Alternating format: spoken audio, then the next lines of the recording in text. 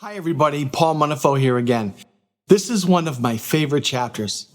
You might say to yourself, chapter 5 is just a genealogy. How could that be one of your favorite chapters? Well, because Jesus is hidden in it. And although you can't read his name, you're going to find out where he is. One thing I want to talk about this time real quick is that if you haven't been following along with us, go to my homepage. When you get to the end of this video, click on the lighthouse. It'll take you to my homepage, and then you can watch these videos in order. It's going to make a lot more sense to you if you watch the videos in order. So one thing I want to say about this particular time in the earth history. Now, if you haven't been following us, we've just ended Cain and Abel. Abel's cast out into the world. Seth is making his way through the world. We're going to talk about the two lines, Seth and Cain's line. And this is a different world. This is not the world that we live in today. The world that they're entering into now is not the world we live in today. Because this time here has been estimated to be from 1500 to 1656 years. Now that's a long time. And we gloss over it in scriptures because there's really only 10 patriarchs. So we read about the 10 patriarchs and we move on to Noah at the end. But this is a long, long time. I want you to think about how long ago, 1656 years ago. It was around 350 in what was happening in the year 350 AD. Rome was all the way to Scotland. They hadn't even finished canonizing the Bible. That's how long a period of time this is. And you're going to find out that there's a lot of people living on the earth at the very end. I mean, there could be close to 7 billion people at the time of the flood. Now, we talked about in the earlier lesson that Cain was cast out and he was afraid for his life and he wanted protection. During this time, there are spiritual beings on the earth. And because there's so much contention as to what everything actually means, I'm just going to give you a general outline. So a simple outline might look something like this. On the earth at the time, it's a supercontinent. All the continents are connected at this time. There is no Atlantic Ocean to speak of, or Pacific Ocean. All the continents are in close proximity to each other. Again, this is conjecture based on scripture, based on creation scientists, and I'm giving it to you just to give you an idea of what this time might have been like. Now, somehow, some way, there was a canopy of water, a canopy of moisture over the earth at this time. And some creation scientists say it served two purposes. One of the purposes would be that it would protect the inhabitants of the earth at the time from all the ultraviolet rays. All the bad rays from the sun would be reflected away. And it would normalize the temperatures across the face of the earth. So, for example, you wouldn't have areas that were particularly that much off in temperature difference, like the North Pole and the equator today are totally different climates. But in those days, the climate would be very similar. You would see vegetation and growth on the poles. It was just a different time. And also because of the vegetation was growing at incredible rates. Because it was just so conducive to growth, God put on the earth dinosaurs to control this vegetation. That's why the dinosaurs are here. It wouldn't get out of control, and then obviously he created carnivorous dinosaurs to maintain the population of the dinosaurs. Also at the time, again, and because there's so much conjecture and there was no one alive back in this time that's living on the earth today, there's no way we can know 100% sure. But we do know that there were fallen angels on the earth at the time. And what I believe, based upon what I've read, is that Satan was cast down to earth. These fallen angels were cast down to earth. And just in general, we know that an angel is a powerful being. Man is no match for an angel. Angels were attracted to the women that were on the earth at the time, and they just took for themselves wives. Wives term is very loose there because a wife would infer marriage. But there were no marriages. The definition of marriage is the underlying definition of marriage. It's a spiritual union between two people, and God is the one that performs that union. It can only be performed by God. So God is not marrying angels and women. These women were pretty much servants to these angels, and the angels would just take them as they would. Men was no match for an angel because an angel could kill a man, but a man couldn't kill an angel. So this is kind of a crazy time on the earth. So you're walking around, there's dinosaurs, They're spiritual beings. And one of the consequences of the angels and the women having offspring was that they would create these what they were called Nephilims, or giants, or half angel, half human creatures that were very powerful. And they did not have a good reputation on the earth. And one final thing about this era, it's believed that the earth was not in a wobble axis. It was on a perfectly spinning axis. And there were no seasons to speak of. But there is a book called the Book of Enoch. And some purport it to have been written by Enoch, who was one of the patriarchs. And if you've read the chapter, you'll know. It wasn't put in the canon of scriptures. Now, why am I even bringing it up?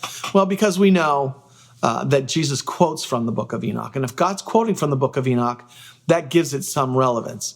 But the Book of Enoch that we have today and the Book of Enoch that he had may not be the same. And the men that canonized the Bible didn't feel as though it needed or had the relevance to be put in Scripture. And the reason I'm bringing up this book is because we see a lot of people making a lot of far-fetched themes about this era. The Bible has everything we need to know for a lifetime of peace and godliness. If it's not in Scripture, you really don't need it to be there. The reality of it is, for now, just stick with what's in the Bible. That's your safest bet. And another thing I'm going to say about this chapter is the crazy thing about it is that these men lived a long time. They lived 800-900 years. And the testimony of Adam was alive all the way up to Noah. Noah was 14 when Adam died. So Seth and Noah kept the testimony of the garden and the fall alive for all those years. Now also at the same time, we have the line of Cain growing. And I didn't get into too much detail on the line of Seth just yet, because I will shortly. But we have the line of Cain growing up all the way up to his sons of Lamech, who are 7 generations later. Lamech is the final patriarch listed here. And Lamech's sons, they're talented, smart, gifted people. Jubal, he comes up with all kinds of knowledge for animal husbandry, cattle ranching. He was a forerunner in all kinds of agricultural development. And then Jubal was a musician. He comes up with stringed instruments. He comes up with wind instruments, and just a musician, songwriter. And Tubal-Cain comes up, he's a forger, an iron worker. He comes up with ways to smelt and form gold and copper and brass and iron to make tools for agriculture and tools for weapons of war. So let's talk a little bit about the line of Seth. We know that Seth had a son named Enosh. Enosh had a son named Kenan. Kenan had a son named Mahalalel. Mahalalel had a son named Jared. Jared had a son named Enoch. Now, the Enoch was specifically significant here because he had such a close walk with God that God just took him. And one thing that tells us is that these people could have a walk with God if they wanted one. They could know God if they wanted one during this time. God wasn't a mystery to them at this time. Enoch had a son named Methuselah. Now, Methuselah was the man that lived the longest on the earth. And his name basically means when he dies, the end comes. And Methuselah became the longest living man on earth because God didn't want to put an end to mankind. He didn't want to flood the earth. But at some point, he just had to. It would become too corrupt. Their minds were continually on evil. I mean, they would wake up in the morning thinking how they're going to kill somebody, or waking up in the morning how they're going to steal their neighbor's stuff or their wife or their husband. It was just perverted beyond all reason. You had these godless half-breeds of angels and men wandering the earth, polluting the earth. The angels were, again, continually to corrupt. And it's awful. And Methuselah has a son named Lamech. And Lamech prophesies that his son Noah would bring an end to the suffering of men. You can tell that these people are just in anguish. They are not happy people. This is not a good place to live. He prophesies that Noah would put an end to this. Eventually, Noah was born. and we have the story of Noah's Ark. So I think I'm going to end it here right now. But I told you that Jesus was hidden in this chapter. And now I'm going to tell you where he is. If you take the names of the descendants of Adam and Seth, and you put their names in order, there's a message in these names. And we can see that Adam's name is man. Seth's name means appointed. Enosh's name means mortal. When you see the term mortal, it means you die. If you're a mortal person, you're going to die. Kenan means sorrow. Mahalel means the blessed God. Jared means shall come down. Enoch means teaching. Methuselah means his death shall bring. Lamech means despairing. You can tell that by his prophecy. And Noah means rest or comfort.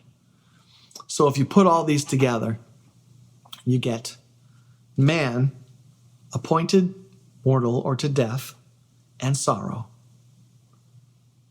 The blessed God is going to come down teaching, and his death shall bring the despairing rest and comfort.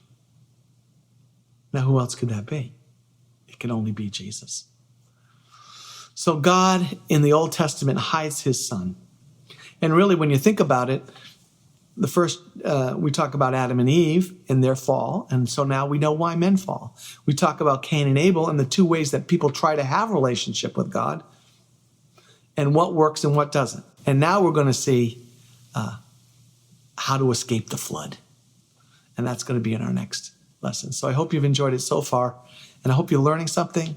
And I hope you're being blessed. So thank you for watching, and God bless.